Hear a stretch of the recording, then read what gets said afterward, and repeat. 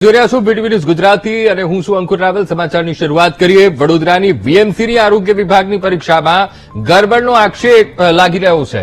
નાલંદા વિદ્યાલય પરીક્ષા કેન્દ્રમાં પરીક્ષાર્થીઓ આક્ષેપ કરી રહ્યા છે કે પરીક્ષાર્થીઓની ઓએમઆર શીટ એ બદલાઈ જવાનો આક્ષેપ પરીક્ષાર્થીઓ કરી રહ્યા છે।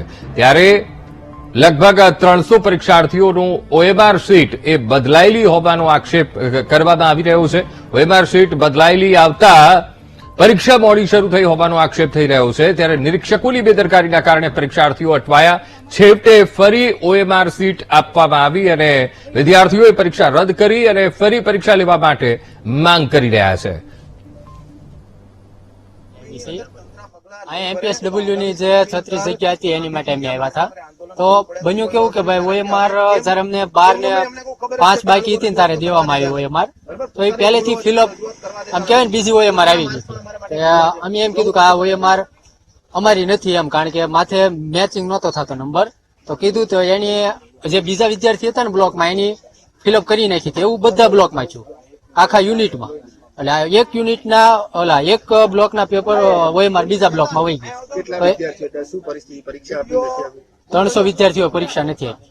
કારણ કે રજૂઆત એવી છે કે કા આ 300 ને ફરીવાર એક્ઝામ લે અને કા પેપર એક્ઝામ રદ કરે। કારણ કે હવે થાય એવું કે અમે કયા કારણોસર નથી આપી, પ્રશાસનની ભૂલ છે, બરોબર, એમાં કઈ અમારો વાંક નથી। હવે અમને અડધી કલાક ઉપર જયારે સમય ગયો 45 મિનિટ જેવો પેપરનો, પછી અમે રજૂઆત કરવા બહાર નીકળ્યા કે ભાઈ શું કરો છો એમ। ઓલા બ્લોક ની અંદર બેહાડતા હતા, કઈ બહાર જવા દેતા નહોતા। અને ઓએમઆર જે બીજી દીધી હતી એ પહેલેથી નંબર અમારો હતો, પણ અંદર ભરેલું બીજાનો નંબર, માથે સીટ નંબર અમારો, અંદર ભરેલા બીજાનો નંબર, ઓએમઆર અડધી ટીક થયેલી, એવું બીજી ઓએમઆર અમને મળી હતી, બ્લોક નંબર 7 મારો। તો આજ મુદ્દે સંવાદદાતા માનુ ચાવડા ફોનલાઈન પર જોડાઈ ગયા છે। માનુ, વડોદરા અને આરોગ્ય વિભાગની પરીક્ષાનો આ મામલો છે અને આ પરીક્ષામાં ગરબડનો આક્ષેપ પરીક્ષાર્થીઓ કરી રહ્યા છે અને લગભગ 300 જેટલા પરીક્ષાર્થીઓ છે જે આવા ગંભીર આક્ષેપ કરી રહ્યા છે। મામલો શું માનુ? અંકુર, વીએમસીની આરોગ્ય વિભાગની એમસીએસડબલ્યુની આ પરીક્ષા લેવામાં આવી। નાલંદા વિદ્યાલય જે પરીક્ષા કેન્દ્ર છે ત્યાં આજે ગોટાળો છે બહાર આવ્યો છે। પરીક્ષા કેન્દ્રના જે સંચાલક છે એમની ભૂલના કારણે આ વિદ્યાર્થીઓને ભોગવવાનું આવ્યું છે। આમ તો વીએમસીએ કોઈ એજન્સીને આ કામ આપી દીધું છે, પેપર સેટ કરવું, આ ઉપરાંત પરીક્ષા લેવી, તમામ કામગીરી કોઈ એજન્સીને આપવામાં આવી છે। અહીંયા જે નાલંદા વિદ્યાલયનું કેન્દ્ર છે એમાં ઓએમઆર સીટ બદલાઈ ગઈ, એટલે કે જે પેપર આપવામાં આવ્યું હતું એ જ નંબરની ઓએમઆર સીટ મળવી જોઈએ, એના બદલે આજે પરીક્ષાર્થીઓ છે એમને અન્ય નંબરની ઓએમઆર સીટ આપવામાં આવી। અડધો કલાક આ ઉમેદવારોએ પેપર સોલ્વ કરીને જવાબો લખ્યા, ત્યારબાદ ખબર પડી અને આખો મામલો છે બહાર આવ્યો। નિરીક્ષકોએ પોતાની બેદરકારી ઢાંકવા માટે મૂળ જે સાચી જે ઓએમઆર સીટ હતી એ ફરી વિદ્યાર્થીઓને આપી, પરંતુ અન્ય વિદ્યાર્થીઓ એમાં જવાબ લખેલા હતા કે જે ગોટાળો બહાર આવ્યો એના કારણે 200 વિદ્યાર્થીઓ પરીક્ષા આપવાથી વંચિત રહ્યા છે। અત્યારે આ પરીક્ષાર્થીઓ છે એ નાલંદા વિદ્યાલયની બહાર ઉભા છે, કે એમની પરીક્ષા ફરી લેવામાં આવે અથવા તો આખી પરીક્ષા રદ કરવામાં આવે, કારણ કે નિરીક્ષકની ભૂલ છે અને એનો વારો છે આ જે પરીક્ષાર્થીઓ છે એમને ભોગવવાનો વારો આવ્યો છે, એટલે પોતાનો વિરોધ નોંધાવી રહ્યા છે। જે પરીક્ષા સંચાલક છે એની મોટી ભૂલ અહીંયા બહાર આવી રહી છે। જી બિલકુલ માનુ, સમગ્ર માહિતી સાથે જોડાવા બદલ આપનો આભાર।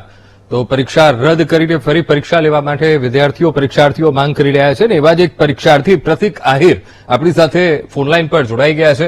પ્રતિકભાઈ, આ વીએમસીની આરોગ્ય વિભાગની પરીક્ષા કેવી ગરબડ કરવામાં આવી છે ને ઓએમઆર શીટ કેવી રીતે બદલવામાં આવી અને તમને શું કહેવામાં આવ્યું? પ્રતિકભાઈ સાહેબ, વાત તમારી સાચી છે।